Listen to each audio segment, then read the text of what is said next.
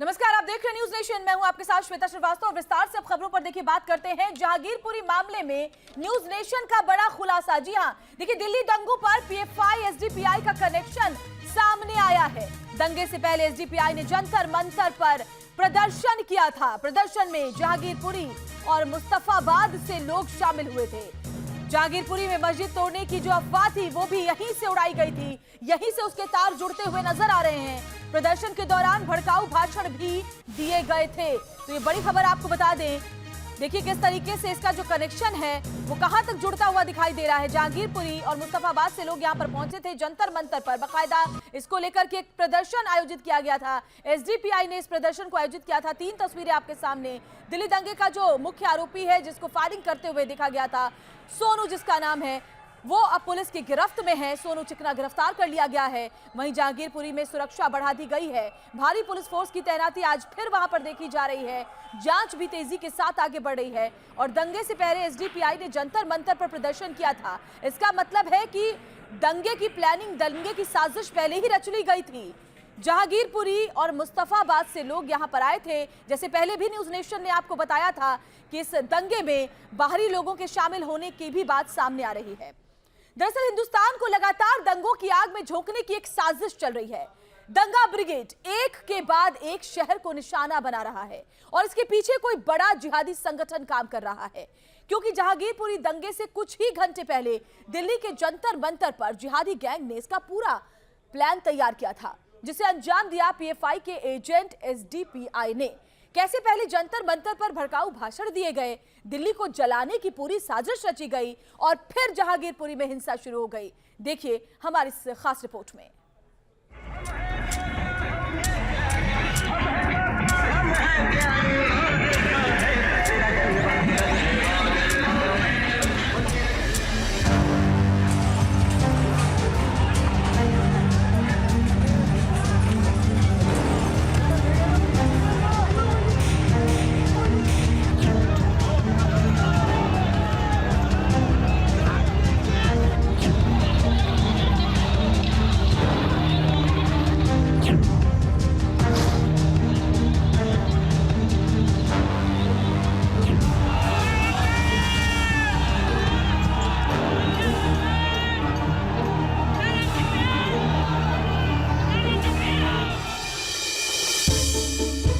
जहांगीरपुरी में कहां से आए साजिश के पत्थर?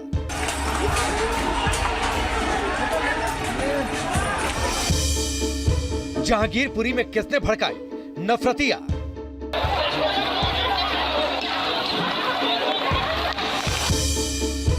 क्या है हनुमान जयंती शोभा यात्रा पर हमले का एसडीपीआई कनेक्शन?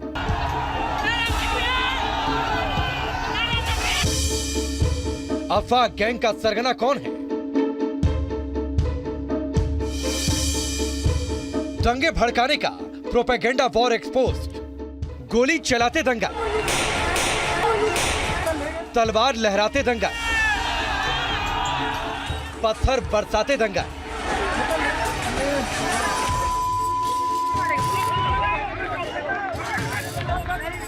सैकड़ों हाथों में पत्थर, दर्जनों हाथों में लहराते तलवार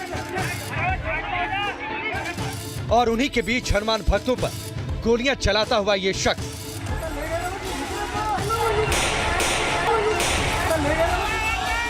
जहांगीरपुरी में हनुमान जयंती शोभा यात्रा के दौरान आतंकियों के दंगा ब्रिगेड ने जिस तरह से राजधानी को दहलाया, उसके पीछे बड़ी साजिश सामने आ रही है। पीएफआई का एजेंट माने जाने वाला एसडीपीआई, जिस पर 2020 के दिल्ली दंगे से लेकर बेंगलुरु में हिंसा भड़काने के आरोप है, उसका जहांगीरपुरी दंगे से क्या कनेक्शन है, हम इसका खुलासा करेंगे। हर दंगे के पीछे एक ही पैटर्न देखा जाता है। दंगों के पहले अफवाह फैलाई जाती है, भीड़ को हिंसा के लिए भड़काया जाता है और जहांगीरपुरी दंगे को लेकर न्यूज नेशन की पड़ताल में भी कुछ ऐसा ही सच सामने आया। मुसलमानों को 2 दर्जे का शहरी बना करके उनको ये जताया और बताया जा रहा है कि तुम्हारी हिस्सेदारी यहाँ बिल्कुल नहीं है। ये गुंडे सरकार जो आई है इसको बहुत जल्दी हम गिराएंगे और एसडीपीआई सरकार को गिराने का काम करेगी। 16 अप्रैल की शाम को दंगाइयों ने जहांगीरपुरी को दंगे की आग में जलाया था। ये वीडियो उसी दिन के जंतर मंतर का बताया जा रहा है। वीडियो में नजर आ रहे लोग एसडीपीआई के हैं, जिसमें आप देख सकते हैं किस तरह से एसडीपीआई के लोग जंतर मंतर से जिहादी एजेंडा चलाकर जहांगीरपुरी को जलाने की साजिश रच रहे हैं। बताया जा रहा है कि जंतर मंतर पर प्रदर्शन के लिए मुस्तफाबाद और जहांगीरपुरी से लोग आए थे, जिसके बाद इसमें भड़काऊ भाषण दिए गए और ये प्रदर्शन खत्म होने के कुछ घंटे बाद ही जहांगीरपुरी में ये अफवाह उड़ाई गई कि मस्जिद तोड़ने लोग आ रहे हैं, जिसके बाद हिंसा भड़क गई और फिर दंगाइयों ने जिस तरह से पिस्टल, तलवार और पत्थरों से हनुमान जयंती की शोभा यात्रा को लहूलुहान कर दिया, हर किसी ने इसे देखा। जो अभी रामनवमी के मौके से प्री प्लान, मैं तो यही कहूंगी, जो प्री प्लान देश को, देशवासियों को बांटने की पूरी कोशिश हुई, जिस तरीके से दंगा एक ही तरह का हुआ, वो पूरे देश, पूरी दुनिया इस बात की गवाह है। और जब जब तारीख दोहराई जाएगी, इसको जरूर याद रखा जाएगा। जहांगीरपुरी दंगे के बाद से इसे दंगा ब्रिगेड की सोची समझी साजिश माना जा रहा था। एसडीपीआई के इस वीडियो से ये पूरी तरह साफ हो गया कि किस कदर 2020 के दंगे की तरह ही एक बार फिर से दिल्ली को दंगे की आग में झोंकने के लिए दंगाइयों ने साजिश रची थी।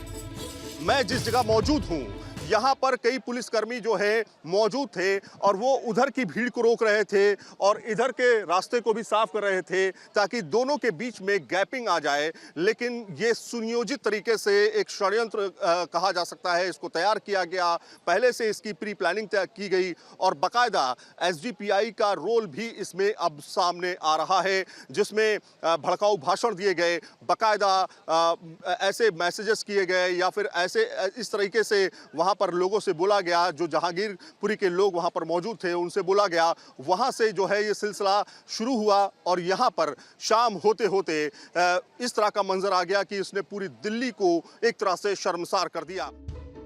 एसडीपीआई को पीएफआई का एजेंट माना जाता है और उस पर मुस्लिमों को भड़काने और हिंसा फैलाने के आरोप लगते रहते हैं। एंटी सीए प्रोटेस्ट हिंसा में भी एसडीपीआई का नाम सामने आ चुका है। वहीं बेंगलुरु हिंसा में पकड़ा गया आरोपी पसा भी एसडीपीआई का एजेंट था।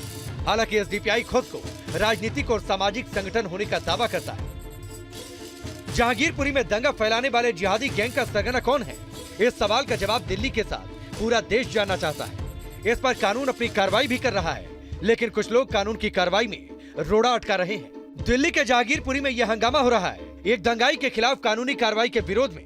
यही वो चेहरा है जिसके खिलाफ एक्शन को लेकर पुलिस को विरोध झेलना पड़ा है। नाम है सोनू और आरोप है दंगे के खिलाफ गोलीबारी। सोनू की कारस्तानी को पूरे देश ने देखा। अब सोनू पर कानून का शिकंजा कस रहा है, लेकिन कुछ लोग इसके विरोध में साजिश कर रहे हैं। हनुमान जन्मोत्सव यात्रा पर हुई हिंसा की जांच अब कदम दर कदम आगे बढ़ रही है। फिलहाल क्राइम ब्रांच की जो टीम है उसने जहांगीरपुरी सी ब्लॉक की इस गली से, सामने आप ये जो गली आप देख रहे हैं, इस गली से जो सोनू है जिसकी तस्वीर सबसे ज्यादा वायरल हो रही है गोली चलाते हुए, उस सोनू की पत्नी को क्राइम ब्रांच ने इस घर से, इस गलियों से उठा लिया है। उसके बाद में जो यहाँ के स्थानीय लोग हैं वो लोग आकर के यहाँ पर इसका विरोध कर रहे हैं। ये कानूनी कार्रवाई में रोड़ा अटकाने का वीडियो है। इलाके में पुलिस की कार्रवाई के दौरान अफरा तफरी की तस्वीर देखी जा सकती है। क्राइम ब्रांच की टीम पर ईंट बरसाए गए। जहांगीरपुर में एक बार फिर से पथराव हुआ है। दरअसल जब सोनू की पत्नी को क्राइम ब्रांच की टीम इस गली से उठा करके लेकर के जा रही थी, तब उसके बाद में ये आप देख सकते हैं नीचे ये जो ईंट पड़ी हुई है, ये ईंट यहाँ पर क्राइम ब्रांच की टीम के ऊपर फेंकी गई है। ऊपर इस छत से, ये जो छत है यहाँ पर क्राइम ब्रांच की टीम के तमाम जवान यहाँ पर मौजूद हैं, यहाँ पर खड़े हुए हैं दरवाजे पर। वो जो तीसरी छत है जिसके ऊपर खिड़की खुली हुई है, उसके पास से ये ईंट जो है क्राइम ब्रांच की टीम के ऊपर फेंकी गई है। दरअसल यहाँ पर लोकल लोग विरोध कर रहे थे कि सोनू की पत्नी को क्राइम ब्रांच की टीम ने उसके घर से उठाया। उसके बाद में लोग यहाँ पर विरोध जताने लगे और उसके बाद में यहाँ से जो है ईंट यहाँ पर फेंकी गई है। आखिर जहांगीरपुरी में हालात कैसे बिगड़ गए? किसने रची दंगों की साजिश है? आखिर रविवार शाम को हालात कैसे बिगड़े? न्यूज नेशन संवाददाता ने गोली चलाने वाले सोनू की मां से बात की तो अफवाह का पता चला।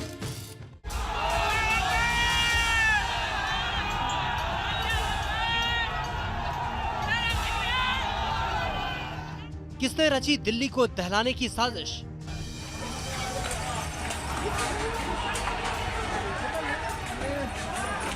कौन है दिल्ली का असल गुनहगार? अंसार असलम मास्टरमाइंड या मोहरे? न्यूज नेशन पर दिल्ली दंगों का बड़ा खुलासा। दंगों से पहले एसडीपीआई ने किया था जंतर मंतर पर प्रदर्शन। न्यूज नेशन करता है मांग, एसडीपीआई की भूमिका की जांच हो।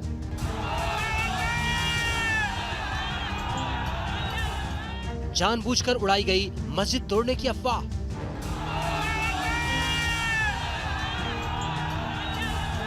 जंतर मंतर पर भड़काऊ तकरीर करने वाले कौन?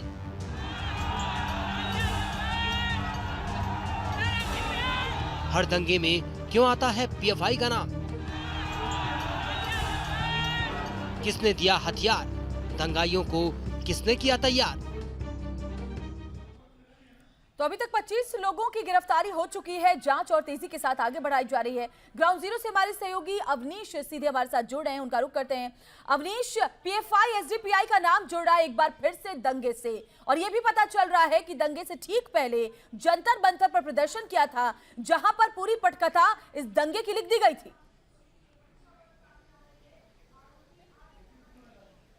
जी श्वेता, बिल्कुल क्राइम ब्रांच के जो अधिकारी हैं वो बता रहे हैं कि जिस तरीके से अंसार और सोनू शेख के पास कॉल आती हैं और वो बाहर रोड पर आते हैं, हमने देखा कि सोनू शेख का वीडियो वायरल है पुलिस पर फायरिंग करते हुए।